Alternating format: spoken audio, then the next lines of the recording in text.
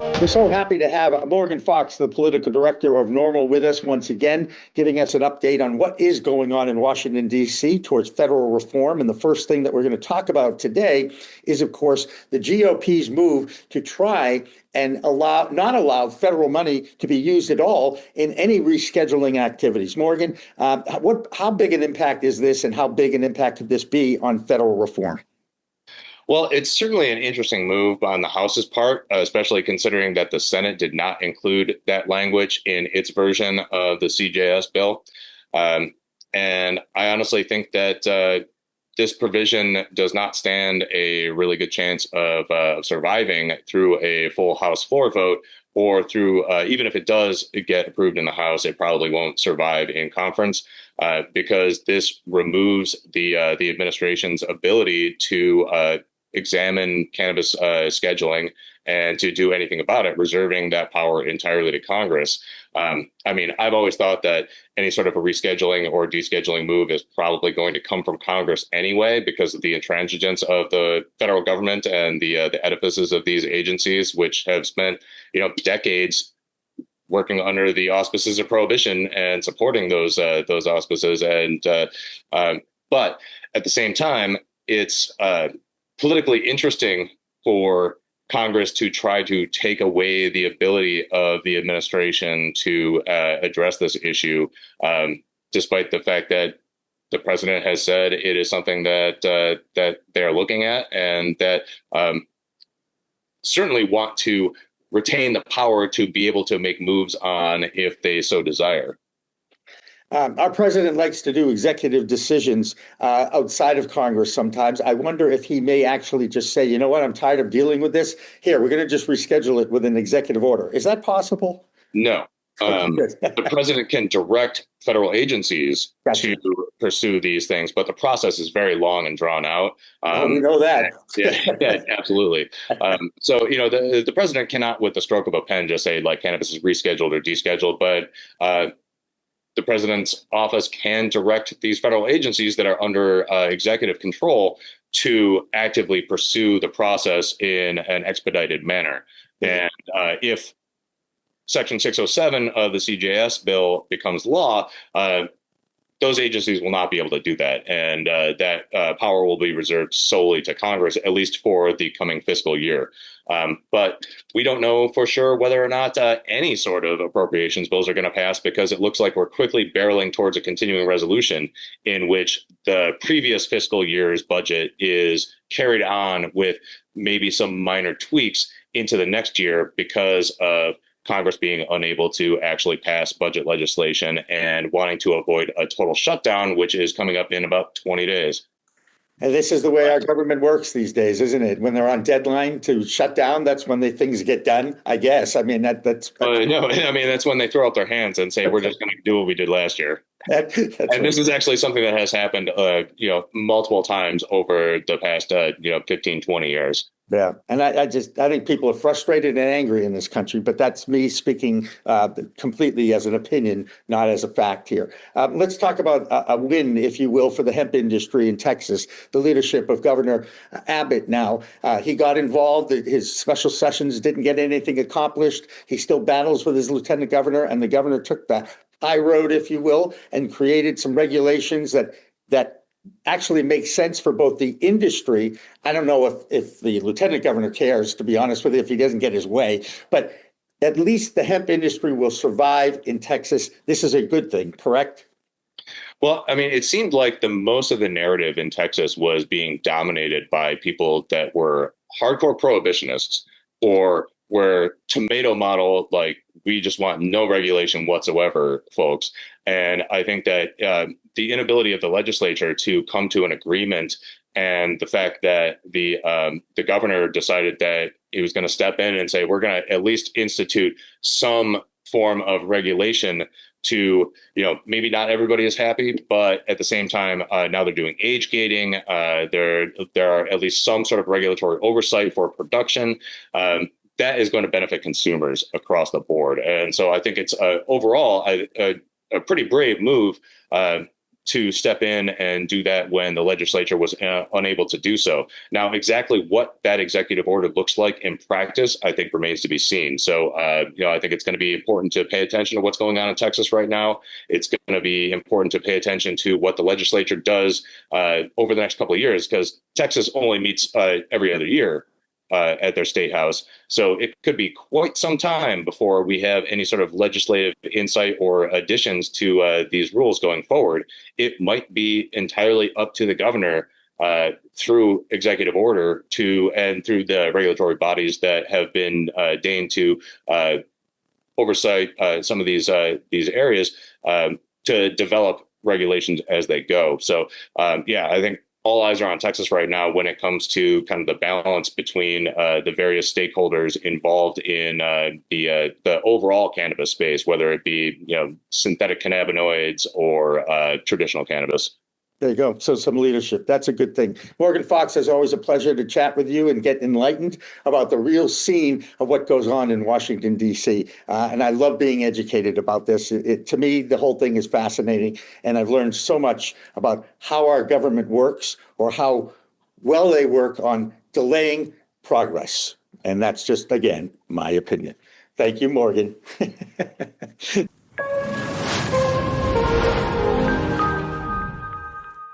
There's a long tradition in the state of Michigan that has served as an opportunity to wave the flag for the pro-cannabis movement in that now legal adult use state. It's called the Mackinac Bridge Walk.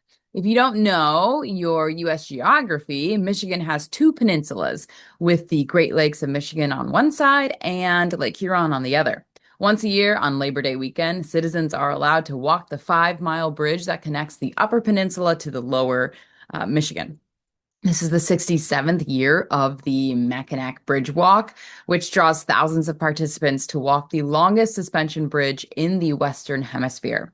Our Michigan reporter Amy Carter was there, and now her report is sponsored by Wally's Wonder World of customizable humidors. This is mold on wheat bread. This is mold on weed. And this is what this Wonder World plant is supposed to look like. Do you want to make sure this never happens to your precious flower? Check out the homemade humidors by Fenton, Michigan craftsman Gregory Johnson. Each humidor can hold 1 ounce of your stash, and it comes with a Boveda humidity pack. You care about your flower, so protect it inside a humidor made with American-grown maple, cherry, or sapele wood. Check out their website at wallyswonderworld.com. There, you'll find the famous award-winning Hakuna Matata No Worries Humidor. You'll also find a variety of humidors with different designs. They even customize accessories like doobie tubes, grinders, and even a classic roach clip from the 70s. Treat your stash with class with a custom homemade humidor from wallyswonderworld.com, and never worry about moldy weed again. Amy Carter here, bringing you the latest green news in Michigan for Cannabis Coast to Coast News. Let's light up this report. First up, a little recall buzz for you. Last week, we told you about exclusive brands in Ann Arbor getting a little hazy with their Pineapple Jealousy vape carts. Well, now there's a statewide recall on about 6,000 of them because they were found to contain MCT oil. It's like a bad trip for your vape. Totally banned since last year. So if you've got one, be sure to check the batch number and get it out of your stash. In other news, SkyMint is finally seeing some daylight after a long, messy receivership. After 2.5 years of being in the weeds, the company has new Canadian owners who say they're bringing it back into the green. And a massive shout out to everyone who came out to the Zahra Abbas Memorial Bridge Walk. The energy was incredible. So many came together for both the Mackinac Bridge picnic and the walk. It was a beautiful day of advocacy and fellowship with hundreds of people stopping to show their support. It's a powerful reminder that our community is growing stronger and we're not afraid to push the boundaries to get our message out there. To hear about the journey of how this amazing event got started, here's one of its key organizers, Ryan Bringold. We are here to celebrate all our brothers and sisters, not just the ones on the photo, but all our brothers and sisters that can't be here today. We all have personal relationships with some of those people, and we miss them, and we think about them all the time. We walk for their memory and their hard work today. When you're out and about and people ask you about your shirts, tell them who you are, be proud, enjoy it. We'll see you back here for snacks in about 2 hours. Have a great walk! Thanks, Ryan.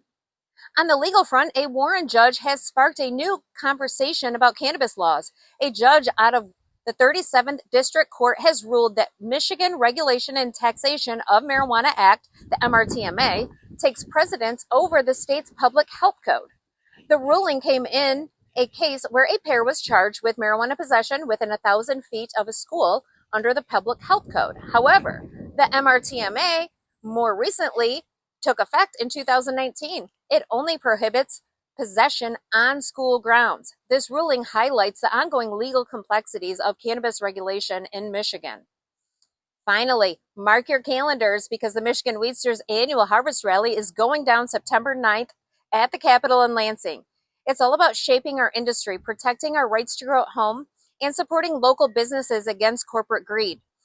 We will have live music, inspiring speakers, and World 3 judges will be there handing out trophies for the annual Capitol Bowl competition.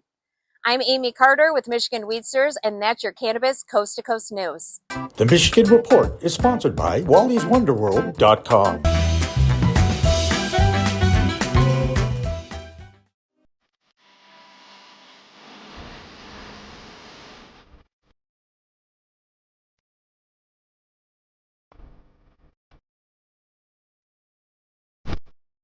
Joining us now from the state of Texas is Cynthia Cabrera from Hometown Hero. She's the strategic principal with that organization, and she was very much involved with I don't even know if I can call it a dog and pony show in your state anymore, because it has been a fascinating ride during these two special sessions. And now finally, Governor Abbott perhaps did the right thing for the industry. Do you feel confident that now you have working regulations that the industry can survive and thrive?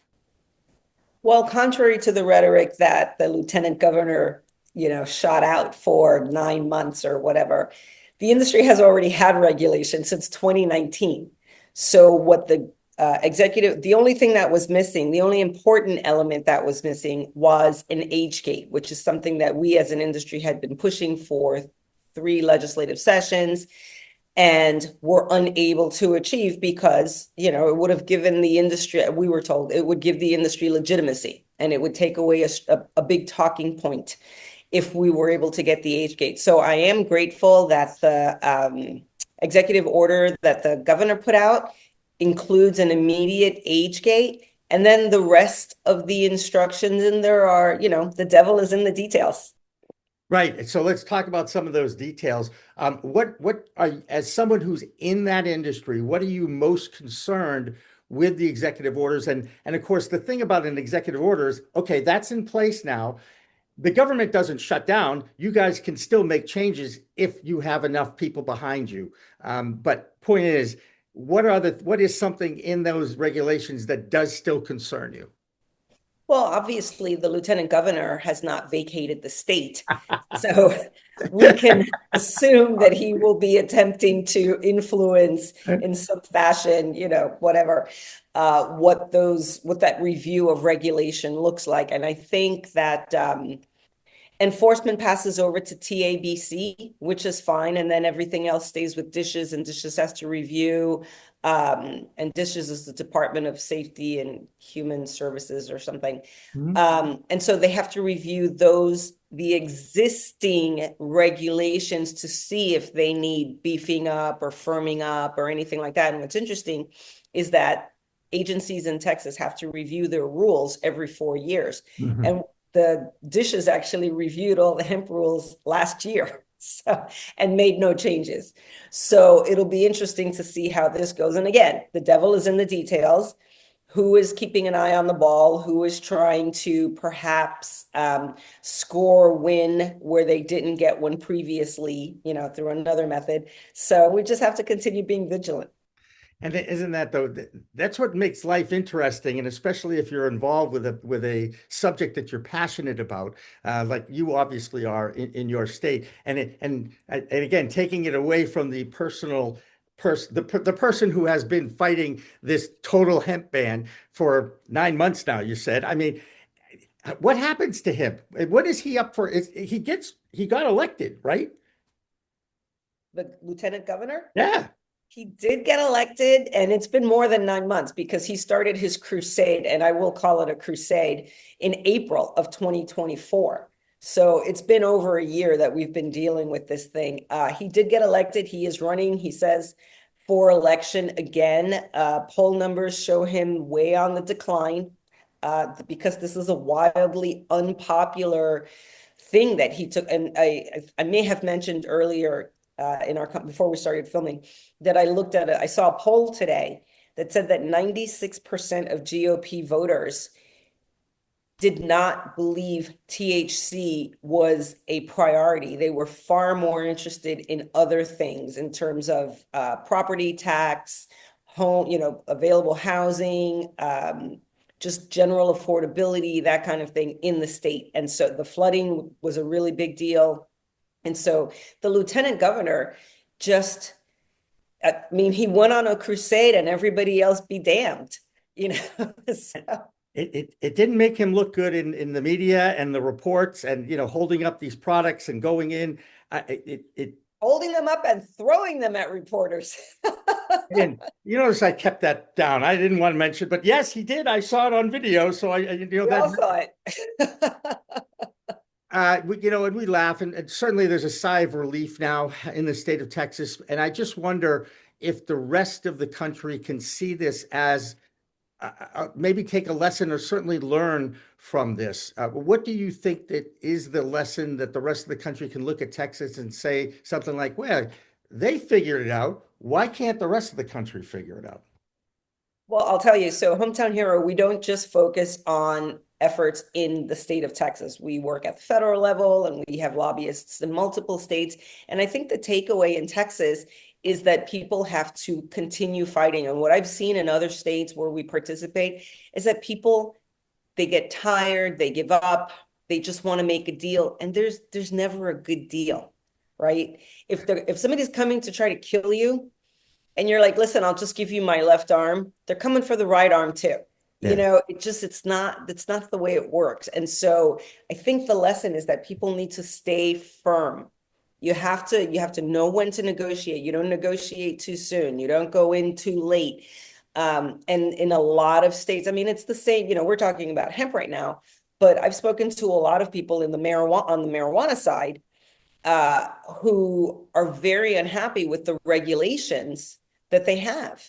And it's like, and I totally get it. And it's because you settled, they needed a way in and they didn't want to wait any longer. And they thought this was the best deal they could get. And I totally understand all that. And we did not want to do that here. There's no emergency here. Nothing bad is happening here. It was one man's crusade. And that is not enough to wreck the lives of 30 million people. No, that's a great comment, Cynthia. And I so appreciate it.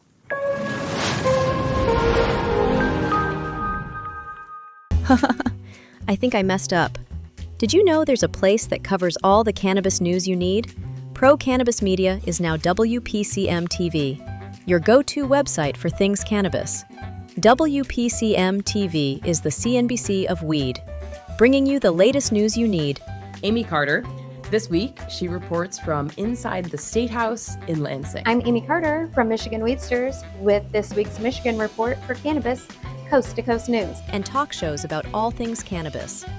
Well, thank you. And thank you for all you're doing to get the word out. Like, this show is so important. It all started back in 2018 when Emmy award-winning talk show host Jimmy Young kicked it off with the In the Weeds podcast. That it's not just any generic paper towel. You do have a brand that you use, right?